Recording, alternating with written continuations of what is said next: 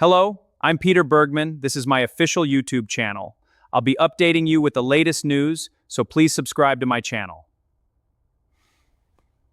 Welcome back to our channel, folks. We are officially hitting the emergency record button at 3 a.m. because the timeline just completely imploded and we need to process this together.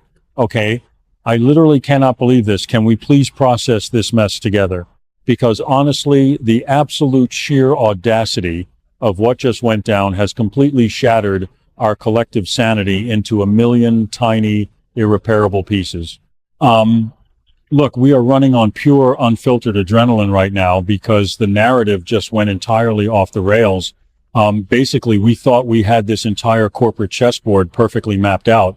We thought we knew exactly who was holding the keys to the kingdom.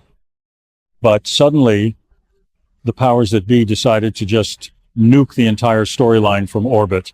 Might delete this later, but I seriously can't stay silent about this anymore.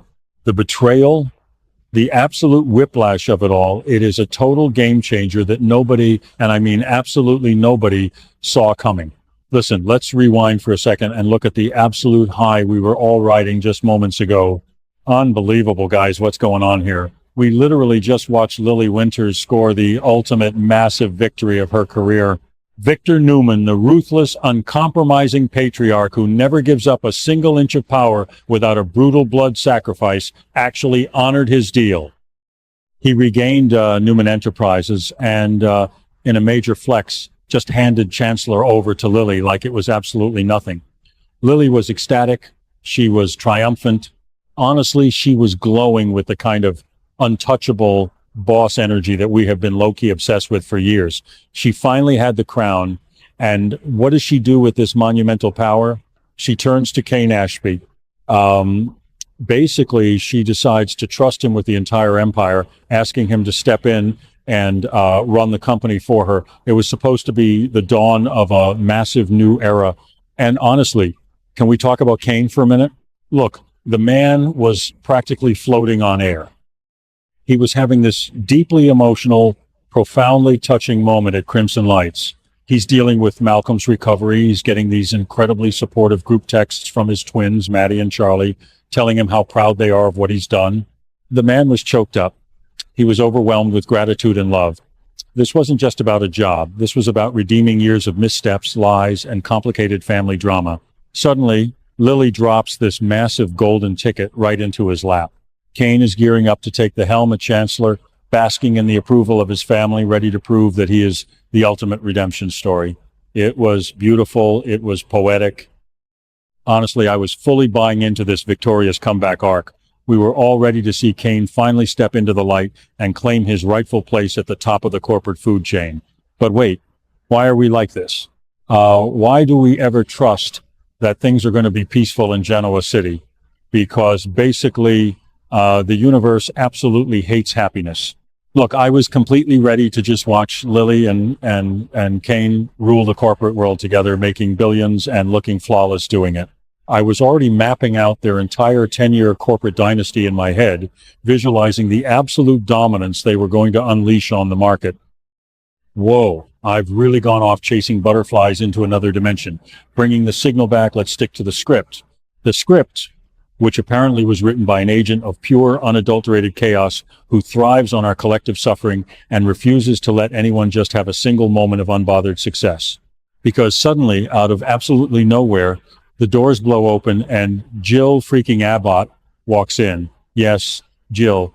Listen, I need you to understand the absolute seismic shockwave this sent through the entire fandom.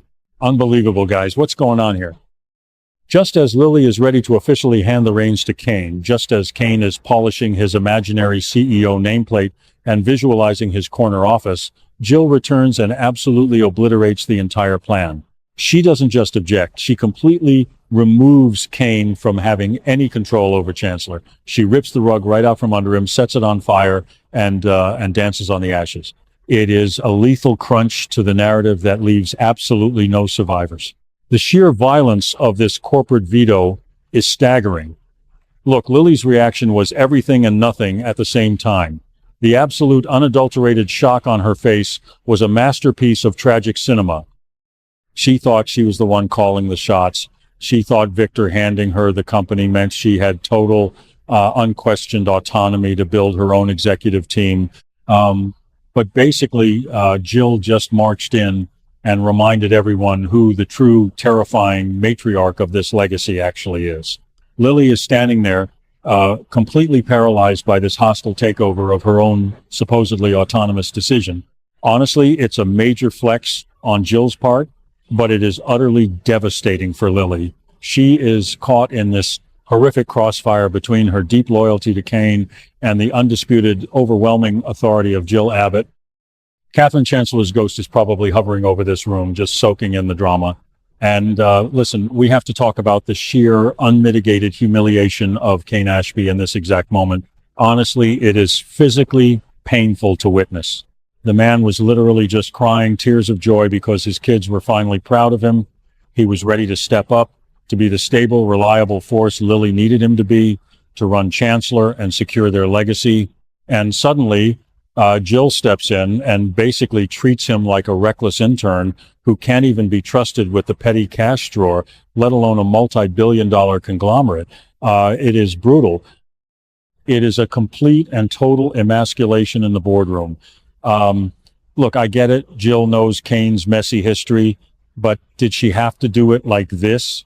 Did she have to absolutely eviscerate him the literal second he tasted victory? Wait, actually, maybe Jill is completely right.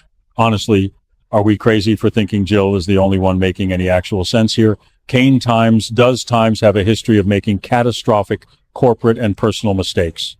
Remember the whole faux death debacle? The constant secrets? Jill remembers every single time Kane dropped the ball. Basically, every time he gets a shred of power, something inevitably catches on fire. So maybe Jill is just protecting the Chancellor legacy from a walking disaster. Yes, Jill is the hero here. She is saving the company. Wait, no, absolutely not. What am I saying? Look, I am contradicting myself because the psychic damage is real. But listen, Lily earned this. Lily fought Victor Newman and survived. She deserved to make her own choices, even if they were terrible ones. Jill swooping in to veto Lily's first executive decision completely undermines Lily's massive victory. It's a total betrayal of Lily's hard-won agency. Basically, this entire situation is a masterclass in toxic corporate family dynamics. You have Victor Newman playing his twisted manipulative games, tossing Chancellor to Lily, probably just to spite Nikki and cause maximum chaos. Victor is probably sitting back at the ranch right now, ignoring Nick's complaints about Matt, absolutely cackling into a scotch because he knew this would happen. He knew handing the company to Lily would trigger Jill. You have Lily, who thought she finally escaped the puppet strings, only to find out Jill is holding a completely different, much thicker set of strings. Suddenly, the ultimate prize doesn't look like a prize anymore. It looks like a gilded trap. Honestly, this is why we are low-key obsessed with this show, but it's also exactly why we are losing our minds. The legacy of Chancellor isn't just a company, it's an active war zone.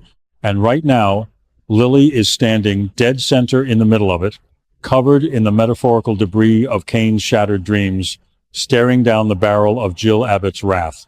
Look, we are going to need a full, heavily medicated support group to get through the rest of this week.